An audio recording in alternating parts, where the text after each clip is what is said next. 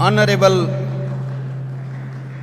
State Minister of Education, Science and Technology,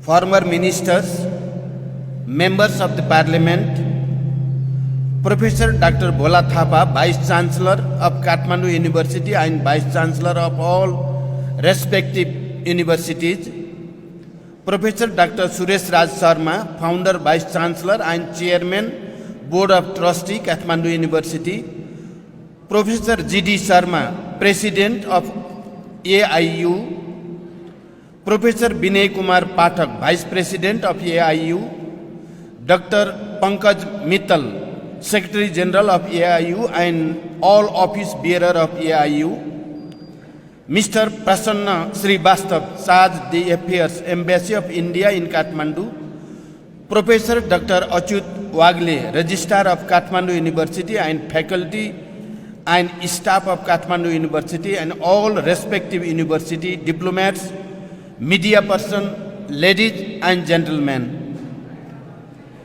As the Chancellor of Kathmandu University, I feel immense pride and honor to address this august gathering of academic leaders and scholars from various parts of the globe. I commend the efforts of the leadership of Kathmandu University for taking the responsibility of hosting the AIU North Zone Vice Chancellors Meet and the Bharat-Nepal Higher Education Summit. As we come together in Dhulikhel today to mull over collectively about the future of higher education, especially in South Asian context, I am confident that this is a historic gathering. At this grand occasion, I would like to take you, gentlemen, from 2500 years ago, when the Sanskrit philosopher Panini came to the mountain hills of present-day Argakhanchi district from Gandhara in present-day Pakistan to meditate, where he eventually wrote his famous book Ashtadhyayi. Around the same time, Siddhartha Gautam went from present-day Kapilvastu in Nepal to Bodh Gaya in India in search of knowledge about the life and suffering which ultimately led him to enlightenment and divinity. Esteemed academic leaders, as we convene today, I am struck by the profound significance of this gathering, akin to the Asian intellectual and cultural magnitude of the revered Kumbh Mela. It marks not only a continuation of our intellectual legacy, but also a pivotal moment for shaping the future of higher education in Nepal and beyond. The theme of the meet, globalization and internalization of higher education, resonates deeply with our ongoing efforts of restructuring Nepal's higher education landscape, which is well evident by the presentation of higher education bill in the Nepali Parliament and the meritocracy followed in appointing the Vice Chancellor of the Tribhuvan University, Nepal's oldest university. I am keenly looking forward to this discourse in this meet and would like to assure that the government of Nepal is committed to implement the constructive recommendation presented by experts aimed at transforming our universities and our higher education. As we all know, higher education today is at a critical juncture, if not in crisis altogether, grappled with the challenges brought about by the forces of globalization. Students and scholars are more attracted to the universities and higher educational institutions in the global north, as the recent trend suggests, supported by their huge investment and resources in higher learning and education. The balance of higher education seems tilted toward the global north. However, the story does not end there. The educational system in the global north have started realizing their precarious situation as they have understood that they have long survived due to the international student and their expensive budget, which might not be the case every time. The substantial financial overflow from countries like Nepal toward education abroad says it all. The trend must reverse now. While we recognize the inevitability of individual seeking opportunities globally, our aim must be to create an environment conducive to retain the majority of youth and resources associated with them within our border. This necessitates to re-evaluation of the internationalization of higher education beyond mere student mobility, emphasizing collaboration and mutual benefit between regions. This gathering, therefore, has great significance to devise a higher education manifesto for the global South. We must do away with the South versus North divide purely based on economic parameter. Rather, we must think of ways to connect the South and North by finding common grounds.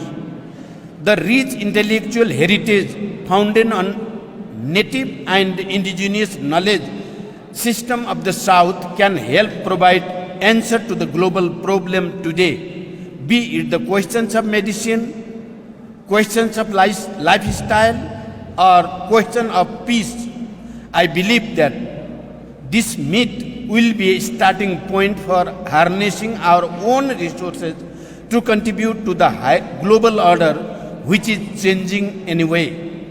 Kathmandu University is leading the way from Nepal in writing such a manifesto.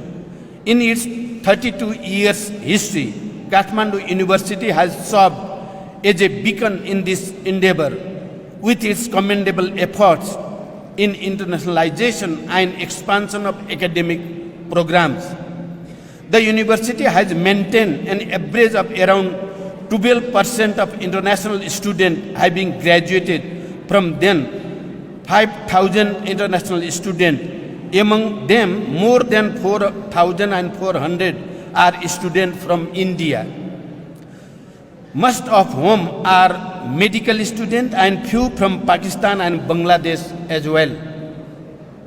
This initiative not only enrich our educational offering but also foster cross-cultural understanding and collaboration. So for us, the internationalization of Nepal's higher education means, at least in one sense, the fulfillment of our regional requirement of human resources by drawing on the expertise of our regional resources. In that vein, I would like to congratulate Kathmandu University expansion of its academic program abroad with a Bachelor in Yogic Science and Well-being program offered in Tirupati, India, is partnership with Sri Vicheshwar Yoga Research Institute in the upcoming academic year. I also would like to appreciate the university's effort in extending its Bachelor in Buddhist Studies in Hong Kong in collaboration with Thangu Vajrayana Buddhist Center. In addition, I also like to take pride in this university launching of a bachelor program in information technology in Australia, a global north country, in collaboration with the Crown Institute of Higher Education. Almost 2 decades ago, we saw a collective dream of building a common university for South Asia. Kathmandu University has already marked its presence as a major university in this region, and I wish the university all the best to cherish its dream in the coming time. Furthermore, we must prioritize regional cooperation, particularly within South Asia, to address common challenges such as visa issue for students. The ASEAN University Network serves as a promising model for collaboration and problem solving, which we aspire to emulate. We have a representative from Asian University Network, and I consider it the best opportunity to work collectively to find solution to our common problem and build a better future together. This is the age of rise of Asia, and let us mark this important meeting of vice chancellors and academic leaders is a starting point to write a new history of Asian higher education. In recognizing the rise of Asia also in higher education, we stand at a historic juncture to redefine the future of Asian academia. This meeting signifies a crucial milestone in this journey, where we come together to chart a course toward a more inclusive and collaborative higher education landscape. I reaffirm the unwavering commitment of the Nepal government to address the challenge outlined in this forum and help making the higher education landscape better. I extend my heartfelt gratitude to the Kathmandu University for convening this esteemed assembly of global academic leaders to shape the transformative journey of higher education in Nepal and across Asia. In this occasion, I also want to convey my heartfelt thanks to the people of local community to create an atmosphere warm welcome to our guests in this beautiful city of Dhulikhel. Thank you to everybody.